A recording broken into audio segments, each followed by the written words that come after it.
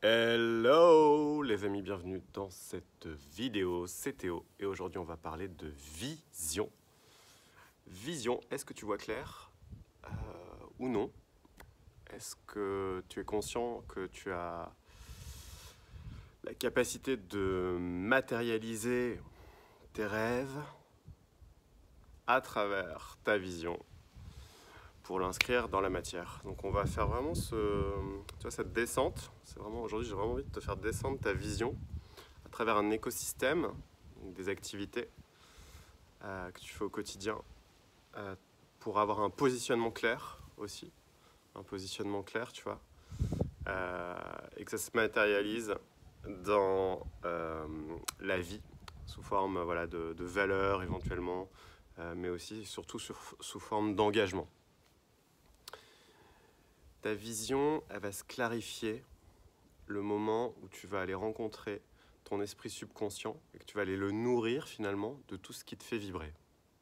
Ça pourrait se résumer à ça, je pourrais dire salut, on s'arrête là, tu vois, et bye bye. Mais non, en fait, on va aller plus loin parce que là, je sens qu'il y a quand même des notions à développer.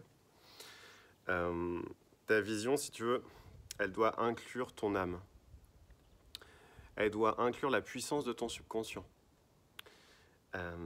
C'est ta capacité, si tu veux, à visualiser, à te projeter dans l'avenir, ta vision. Et du coup, ça va s'inscrire, donc tu vas nourrir ça à travers, par exemple, je sais pas, à travers une dimension artistique, à travers, par exemple, tu peux par exemple commencer à visualiser, on parle beaucoup de visualisation, mais c'est pas suffisant, je pense qu'il faut vraiment le vivre par tout essence finalement. Ça peut commencer déjà par commencer à arrêter de manger n'importe quoi, à faire n'importe quoi, vraiment à t'écouter. Par exemple, si tu sens que par exemple il y a quelque chose qui vibre pas avec tes vrais désirs, pourquoi est-ce que tu continues à le faire, tu vois? Ton écosystème, ça va être super important parce que ton écosystème, tu vois, je le vois vraiment comme un cercle. Ton écosystème, il faut que tu puisses mettre des choses qui sont en cohérence avec ta vision. Tu vois, en fait, ta vision, elle doit descendre dans ton écosystème. Donc, si par exemple, tu as une vision, je sais pas, par exemple, d'être leader, mais que tu te caches derrière, tu vois, les stratégies encore de ton enfant intérieur, tu vois, derrière tes sous-personnalités en mode victime ou tu vois, ce genre de choses. Du coup, ce que tu vas faire dans tes activités va pas être en cohérence avec ta vision. Donc tu vois, c'est super important que tu travailles sur ton subconscient, comme ça tu vas pouvoir rééquilibrer ta vision avec tes activités au quotidien, avec ce que tu fais concrètement dans ta vie finalement. Après, il y a une notion qui est encore plus poussée, mais on va aller vraiment plus loin aujourd'hui. Il faut que tu vois, si tu veux, ton positionnement. Là, on commence vraiment à descendre plus dans la matière encore. Et ton positionnement, il doit être très clair. C'est-à-dire que tu dois savoir finalement ce que tu as d'unique. Tu dois savoir que par exemple, peut-être qu'il y aura des personnes qui seront contre ce que tu vas leur proposer ou contre voilà, ce que tu fais dans la vie. Tu vois, ils vont pas être forcément en accord avec toi, mais en fait, tant mieux, j'ai envie de dire.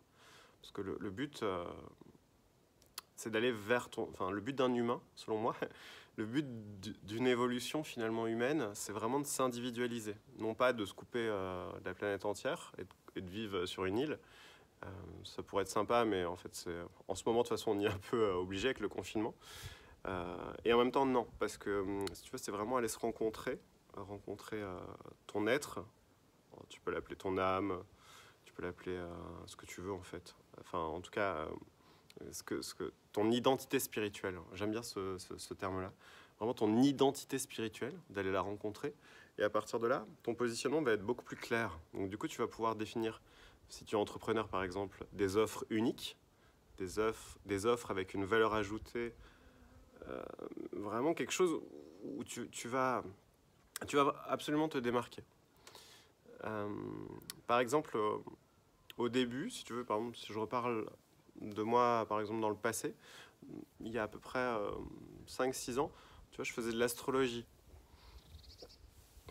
J'en fais toujours, évidemment. parce que je suis un passionné, j'adore l'astrologie. Seulement, je me suis rendu compte que j'avais d'autres aptitudes, d'autres compétences, effectivement, et d'autres facilités. Donc, par exemple, la clairvoyance, tu vois, clairement l'intuition et tout ça. Et si tu veux, c'est quelque chose que j'ai inclus dans mon positionnement, déjà dans mon écosystème, mais aussi dans mon positionnement. Donc, c'est-à-dire que mes offres se démarquent, si tu veux, des autres personnes, par exemple dans les milieux spirituels ou dans le coaching, tu vois.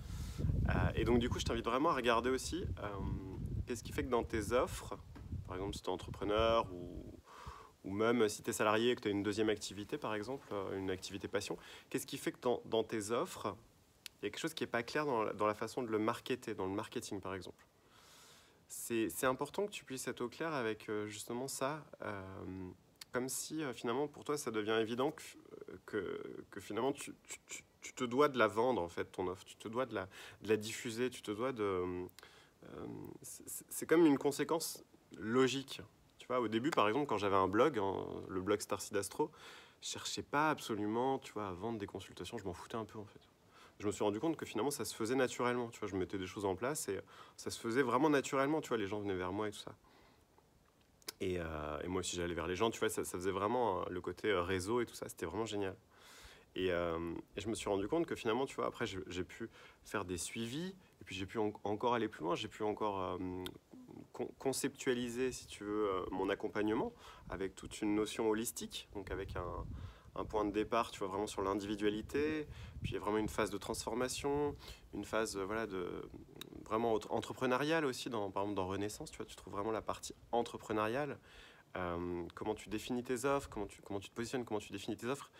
Et ça, je veux dire, moi j'avais des qualités de vendeur, mais tu vois, j'en faisais rien, tu vois, enfin, je les utilisais très peu finalement, il y a encore quelques années, et maintenant je les utilise beaucoup plus. Et c'est bien naturel finalement de les utiliser, en tout cas pour moi. Déjà parce que j'ai été vendeur, mais aussi parce que voilà, j'étais dans une famille de commerçants, d'industriels et tout ça. Pour moi, vendre, c'est juste naturel. Ne pas vendre, c'est clairement, tu te mets une balle dans le pied en fait. Parce que du coup, ton positionnement, il n'est pas clair, ton marketing, il n'est pas clair, ton offre, elle n'est pas claire. Tu vas galérer pour vendre, ça va être vraiment une horreur. Enfin, déjà, tu n'auras même pas envie de vendre en fait. Donc tu vois, ça va. Une conséquence de je fais des choses que j'aime pas, et du coup, j'ai une difficulté à proposer justement des choses qui sont en cohérence avec ce que j'aime. Donc tu vois, ça, c'est le défaut écosystème positionnement qui est pas bien relié, tu vois. Et ensuite, il y a l'engagement. Ouais, je sais, c'est la partie qui peut être un peu douloureuse. Alors en ce moment, on voit du gratuit partout. C'est normal, hein, on est dans une période aussi où on est beaucoup dans le donner-recevoir et l'univers fonctionne beaucoup comme ça. Et c'est très bien que ça se fasse comme ça aussi. Mais seulement, tu vois, aller papillonner un peu par-ci, un peu par-là, machin, je vais prendre un peu de ci, un peu de ça, machin. Au final, tu vois, il se passe rien. Enfin, il y a zéro engagement. La valeur, en fait, elle est quasiment nulle parce que tu prends un truc par-ci, tu prends un truc par-là. Moi-même, j'ai fonctionné aussi comme ça à un moment donné. Tu vois, j'allais chercher des formations en ligne, machin, il y a quelques années, tu vois. J'allais, tu vois, essayer tel enseignement, tel truc, machin. Et je me suis rendu compte que non, il fallait vraiment que j'arrête, tu vois, de regarder ces trucs qui me dispersaient finalement et de revenir vraiment à moi, tu vois. Et à partir de là, quand tu es vraiment à l'écoute de ton écologie intérieure, de ton écosystème, que ton positionnement devient clair, à partir de là, tu as envie vraiment de t'engager. Et d'un engagement, ça dure des années, tu vois, c'est pas genre juste un truc, ah bah tiens, je vais faire du développement personnel, machin. Si tu vas comme ça, la fleur au fusil, tu vois, ça va durer quelques jours. Tu vas te dégoûter après les premiers échecs, et à partir de là, tu vas vouloir clairement arrêter et retourner peut-être en salarié même. Ce serait un peu douloureux. Alors, en tout cas, je te le souhaite pas. Donc du coup, engage-toi, regarde quelle est ta valeur ajoutée. Est-ce que ton positionnement est clair? Est-ce que tes offres sont claires? Est-ce que marketing et vente, ça résonne comme des trucs diaboliques? Ou est-ce que tu sens que tu peux amener justement quelque chose de nouveau, peut-être aussi dans ces domaines-là? Parce qu'on peut toujours amener de la nouveauté, tu vois. Le web marketing en France, il est arrivé que super tard, tu vois. Il a émergé aux alentours de 2015. Donc c'est encore super jeune, comme en France en tout cas, comme marché, tu vois. Le web marketing est en train seulement d'émerger, tu vois. Donc on voit un peu tout et n'importe quoi encore. C'est pas encore bien rodé. Aux États-Unis, ça l'est déjà bien plus, mais eux, ils sont pas vraiment dans la même. Ils sont quand même un peu plus. Ils ont été un peu plus loin encore dans leur. Disons que pour eux, c'est monnaie courante, tu vois. c'est basique le web marketing aux États-Unis. Pour nous ici, ça paraît être comme un truc un peu obscur encore, mais c'est en train de bien passer dans le système, parce que finalement, il faut se mettre aussi à la page, et le web marketing, clairement, il fait partie des outils qu'on utilise, parce qu'on utilise tellement Internet, c'est un outil. Donc, ouais, c'est important que tu puisses aussi faire ta mise à jour et regarder, tiens, là où j'ai pas fait le... Tu vois, par exemple, des fois, j'ai des clients qui viennent me voir et qui me disent ouais, mais Théo ceci, Théo cela, machin, comment je fais pour ci, comment je fais pour ça, tu te rends pas compte et tout. Et à un moment donné, je dis, mais t'as pas fait la transformation, ça se voit, enfin, t'es encore en train de me parler tu vois, de séances à 50 euros, de t'identifier absolument à un métier. Déjà, concentre-toi sur ta vision. Ouvre ta conscience, ouvre ton spectre là-haut. Commence à faire rentrer en fait tout ce que tu as envie de faire. Par exemple, si tu as envie de faire du théâtre, si tu as envie de faire de l'art, si tu as envie de créer, je sais pas, par exemple, des choses qui se sont jamais vues ailleurs, bah, ose le faire, tu vois, et nourris-toi de tout ça, tu vois. Faut vraiment que tu filtres les informations. Une fois que c'est ok, tu vois, ta vision elle est claire, ton subconscient il est bien nourri, tu as fait déprogrammer, tu as écouté vraiment des choses, tu vois, inspirantes. À partir de là, ça va descendre dans ton écosystème. C'est naturel. Seulement, si tu t'autorises pas à laisser descendre justement ta vision dans ton écosystème, c'est là que ça va coincer. Tu vas faire des choses qui vont pas te faire vibrer et franchement, tu vas galérer. Ensuite, ton positionnement, il va se faire naturellement. Tu vois, c'est sûr, ça va prendre du temps. Tu vois, je te dis pas, ça va se faire en 5 minutes. C'est pas... Voilà. Moi-même, tu vois, mon positionnement, il n'était pas forcément très clair au départ, tu vois. Et en même temps, tu vois, il le devient de plus en plus. Tu vois, chaque jour, c'est un pas vers ce que tu veux mettre en place finalement dans la vie, vers ce que tu veux créer, vers ce que tu... On n'est pas parfait en fait. Donc ton positionnement, il va se clarifier, ton marketing et la partie marketing, la partie vente en fait vont devenir naturelles, les offres vont émerger finalement de ce que tu sais faire, de ce que tu sais, par exemple, de tes compétences naturelles, tu vois, de tes valeurs, tout ça, ça va s'intégrer, tu vois, finalement dans ton positionnement, ça va créer ton positionnement. Et ensuite, tu vas avoir envie, effectivement, de créer de la valeur ajoutée, de créer de la valeur, tout simplement, de créer de la valeur ajoutée. C'est hyper important. Quels sont les services que tu peux proposer que les autres ne font pas, par exemple? Et du coup, tu vas avoir envie de t'engager, tu vas avoir vraiment envie de... Tu vas sentir que, en fait, c'est plus un travail, finalement. C'est plus un travail que tu fais, mais c'est vraiment une mission. C'est vraiment comme si tu répondais à un appel, finalement, de ton âme, un appel vraiment de quelque chose de plus grand. Et du coup, tu vas être super engagé. Tu vas même plus te poser la question, tu vas plus compter ton temps et tu vas plus te dire ah ouais, putain, là, ça fait tant d'heures que je suis là, machin, tu vois, comme quelqu'un qui travaille derrière un bureau. Et ça va juste se faire naturellement. Tu vois, ton leadership, il va apparaître naturellement. Les messages aussi que tu vas vouloir transmettre aux personnes, ils vont devenir mais évidemment naturels. Parce que tu vas parler de toi, tu vas parler de ton histoire, tu vas parler de ton évolution, tu vas transmettre des clés aux personnes qui te suivent. Alors, je t'invite à le faire, évidemment, c'est vraiment important. Et puis, il faut que tu puisses être conscient aussi finalement, à qui tu parles. Aussi, c'est important. Quels sont les besoins des personnes qui sont autour de toi? Est-ce que par exemple, tes clients, tes coachés, tes patients, je ne sais pas comment tu les appelles, ont des besoins spécifiques? Est-ce qu'ils ont des frustrations? Est-ce qu'ils ont des choses qu'ils n'arrivent pas à faire? Est-ce que toi, tu peux les amener à un résultat? Est-ce que tu sens vraiment les besoins des personnes? Donc déjà, à qui tu t'adresses? Les besoins. Donc, quels sont les besoins réels et aussi les besoins conscients et les besoins inconscients aussi. Si tu as des capacités, par exemple, de clairvoyance, de clairaudience, et tout ça, tu vas sentir derrière qu'est-ce qu'a vraiment besoin la personne.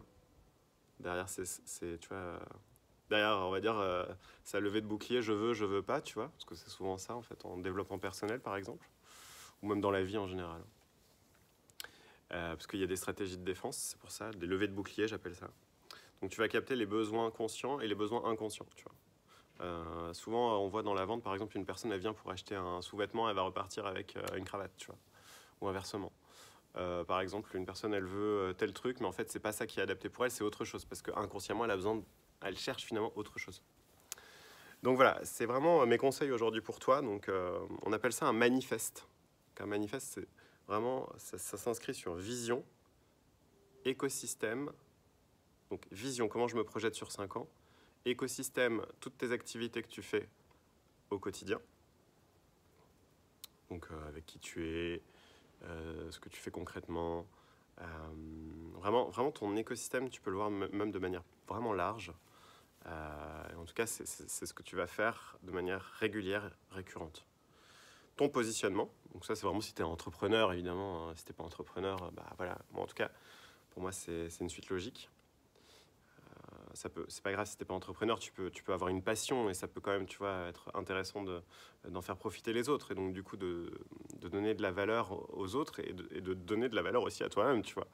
C'est ça en fait, vendre, c'est voir l'intérêt de l'autre, mais aussi ton intérêt, tu vois. Enfin, il y a quelque chose, c'est une chaîne, quelque chose qui amène vers la prospérité. C'est pas quelque chose tu vois, qui est fait pour manipuler ou nuire, tu vois. Il y a une confusion aussi là-dessus dans l'inconscient collectif. Les vendeurs sont pas tous des manipulateurs, je te rassure, hein, j'en ai connu plein. Et en général, c'est des gens super. Et en dernier lieu, vraiment l'engagement et la valeur que tu te donnes et la valeur que tu donnes aux autres aussi, finalement. Tout ça, c'est complètement logique, tu vois. Il y a une espèce de circuit vertueux, tu vois. C'est comme si, quand tu fais quelque chose d'impactant pour l'autre, évidemment, tu le fais aussi parce que ça te fait vibrer, ça te fait kiffer, tu vois. Et donc, du coup, tu sens que tu as vraiment envie d'y aller, tu vois, tu es pleinement engagé, tu sens que c'est vraiment ça vibre à fond, et voilà, tu vois, tu te poses même plus la question, finalement. C'est naturel. Mais pour ça, tu dois absorber quelques casquettes, évidemment, donc tu dois passer à l'action. C'est en étant dans l'action que tu vas pouvoir tu vas voir qu'est-ce qui marche pas, améliorer des choses et tout ça. Avec les autres aussi, tu vois. Donc n'essaie pas d'être super fort, n'essaie pas d'être genre waouh, genre tout le temps au taquet et tout. Justement, accepte d'être vulnérable, accepte de pas savoir par moment. Voilà. Donc c'est vraiment mes conseils pour toi aujourd'hui. Bah écoute, je te laisse là-dessus. Je vais juste te proposer 30 minutes. Je te fais un petit cadeau aujourd'hui. Je vais juste te proposer 30 minutes pour pouvoir commencer à lever tes blocages, commencer à sortir de tes, on va dire, de tout ton blabla, de toutes tes histoires là que tu te racontes au quotidien en disant ouais non je vais pas y arriver, je sais pas si je suis à la hauteur, j'ai peur de l'échec, j'ai peur de l'avenir. Non, clairement c'est souvent illusoire en plus. Donc je t'invite à cliquer sur le lien si ça t'intéresse pour venir me retrouver, candidate, si t'es entrepreneur. Et ben, je te fais plein de bisous. J'espère que la force sera avec toi. Et je t'embrasse fort. Bye bye.